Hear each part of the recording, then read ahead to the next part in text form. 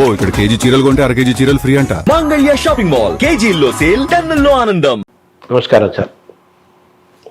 అదే మీ కుటుంబ విజయ పరంపరలో మనం వెళ్తున్నాము.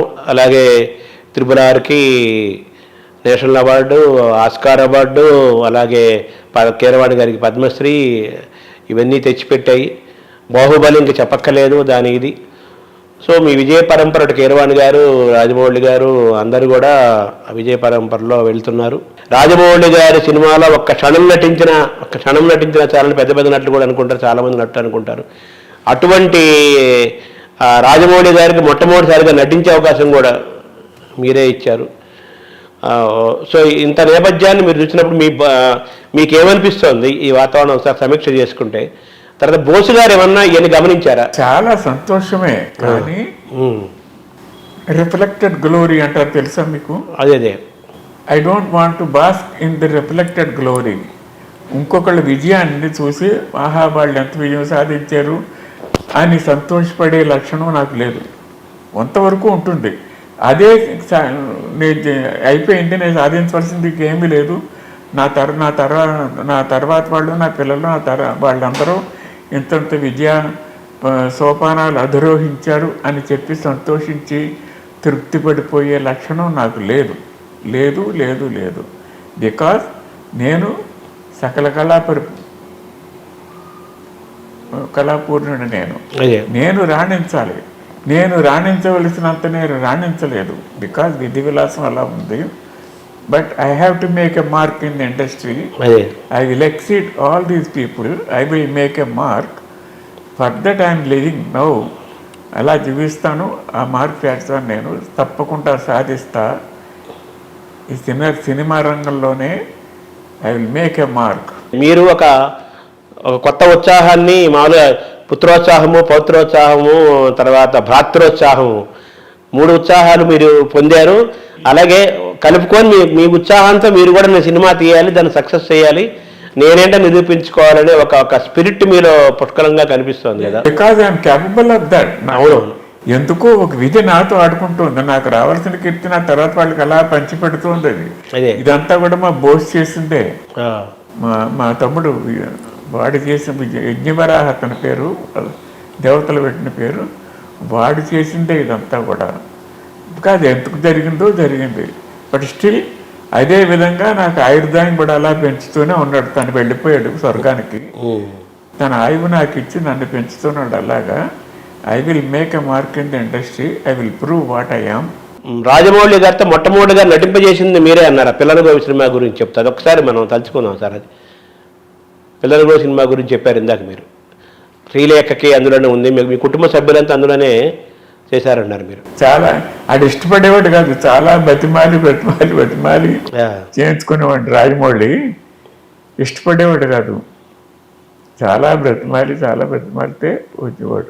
పిల్లల గురించి సినిమాలో మీ కుటుంబ సభ్యులు ఆల్మోస్ట్ అందరూ ఉన్నారు. ఎస్, నేను కూడా ఉన్నా.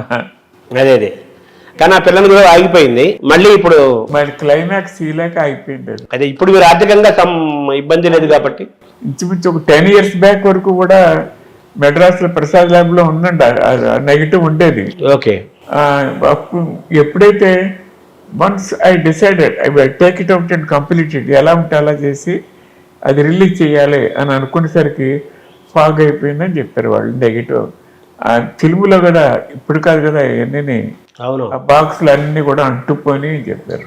సో పిల్లల గురించి ఇప్పుడు మీరు ఆర్థికంగా సంపన్నంగానే ఉన్నారు కాబట్టి పిల్లల గురించి మళ్ళీ మోగిస్తారా అని అడుగుతున్నారు. అలా అనుకునే అదే కథ కాదు, అప్పుడు అనుకున్న కథ కాదు, గురువు చెయ్యాలి మళ్ళీ స్టార్ట్ చేశాను నేను.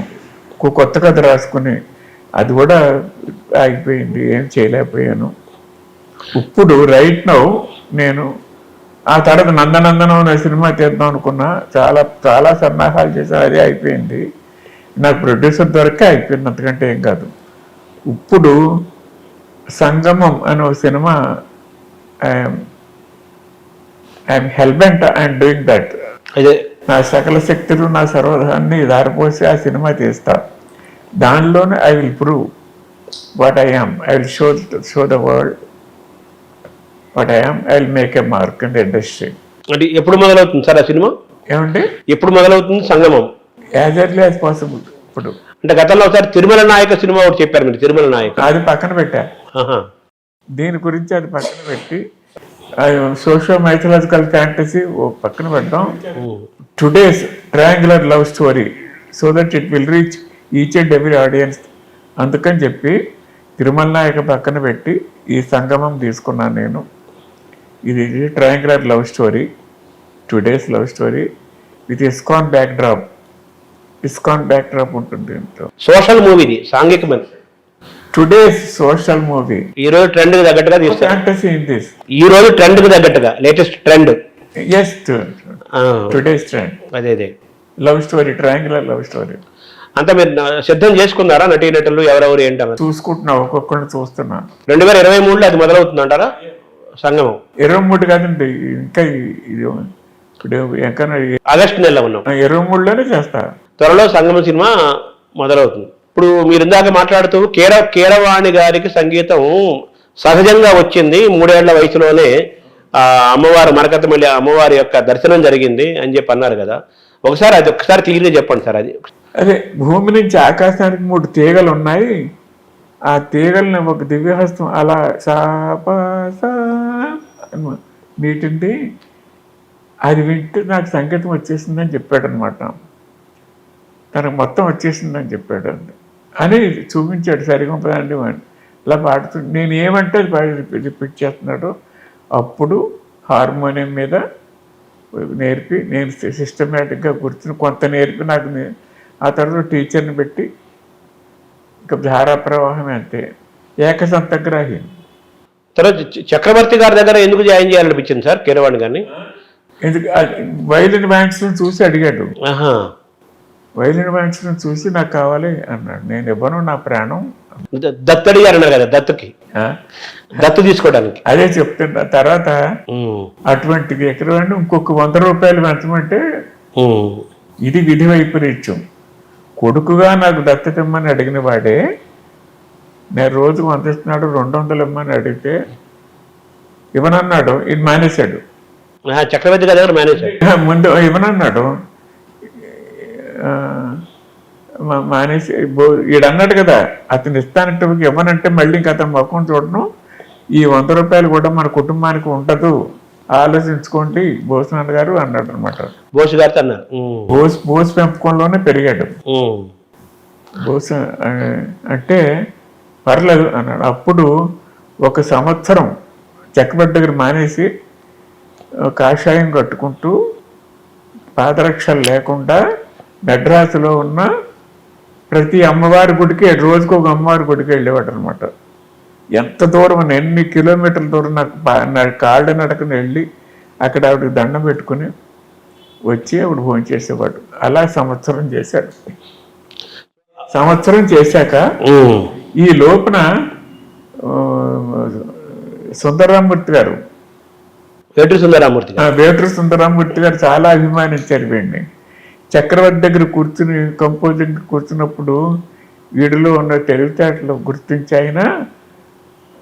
ఆయన పాటలకు కూడా సహాయం చేసేవాడు అన్నమాట. సాహిత్యపరంగా కూడా నా కొడుకు కాబట్టి. అదే పల్లవి కంపోజింగ్ అప్పుడు ఏదో డమ్మీ పల్లవి అంటుండేవాడు. అదే నిజమైపోయేది అనమాట. బాబు ఓ చరణం కూడా రాసి పాడేవా అని చెప్పి ఒక 1000 రూపాయలు ఇస్తుండు. పాటకు 1000 రూపాయలు ఇస్తుండు. ఆయనకు 10,000 ఇచ్చేవారు. ఆ రోజులు ఆయనకు 10,000, ఓ 1000 ఇచ్చేసేవాడు. ఆ 1000 తీసుకొచ్చి మా బోస్ చేతిలో పెట్టేవాడు. కుటుంబం అతను అలా నడిపారు. సో కీరవాణి గారి ఎదురుగల్లో వేటూరు సుందరరామూర్తి గారి పాత్ర కూడా ఉంది. ఆయన చెప్పేదేనండి. ఇలా కొన్నాళ్ళు అయిపోయిన తర్వాత ఆయనకి రుణం తీర్చుకోవాలి, కీరవాణి రుణం ఇలా సరిపోదని చెప్పి ఆయన ఉన్నారు కదా రామోజీరావు గారి దగ్గర తీసుకెళ్ళి పరిచయం చేసి, చాలా మేధావంతుడండి, గొప్ప సంగీతకారుడు, మీకు కావాలంటే వైలిన్ వాయించి చూపిస్తాడు అంటే ఆయన మీరు చెప్తున్నారుగా మళ్ళీ నేను టెస్ట్ చేయాలా, అక్కర్లేదు అన్నారు అని ఆయన కొన్ని అవకాశాలు ఇచ్చారు. ఆయన కీరవాణి గారి ప్రారంభంలో ఆయన బాగా ఎంకరేజ్ చేసి ప్రోత్సహించిన వాళ్ళు వేటూరు సుందరరామూర్తి గారు ఉన్నారు ప్రధానంగా. నెంబర్ 1 ఆయనే కదా. ఆయనే. అదే చాలా అభిమానం. చక్రవర్తి గారి దగ్గర 2 రోజులు ఉన్నారు సార్. 1 సంవత్సరం ఉన్నాడు. అంతేనా? అంతే. తర్వాత చక్రవర్తి గారు తీసుకెళ్ళి రాఘవేంద్రరావు గారు తీసుకెళ్లారా ఎలాగా? నేను తీసుకెళ్ళా. ఆహా. నాకు చక్రవర్తి చిన్నప్పుడు అసలు మ్యూజిక్ డైరెక్టర్ కానప్పటి నుంచి పరిచయం మెడ్రాస్లో. ఉమ్. మామూలు చెవుకాడ అప్పారావు అనేవారు అతను. అదే అదే. చెవుకు ఒక కార్డు ఉండేది. అవును. తర్వాత అతను చక్రవర్తిని పెట్టుకున్నాడు. చెవికాడ అప్పారావు. చెవికి కాడు ఉంది కాబట్టి యాక్చువల్ కొమ్మునేని అప్పారావు యాక్చువల్గా. కొమ్మునేని ప్లేబ్యాక్ డబ్బింగ్ చెప్తుండేవాడు. అవునవును. డబ్బింగ్ అప్పారావు, చెవికాడ అప్పారావు రెండు పేర్లు. ఆ తర్వాత చక్రవర్తిని పెట్టుకున్నాడు.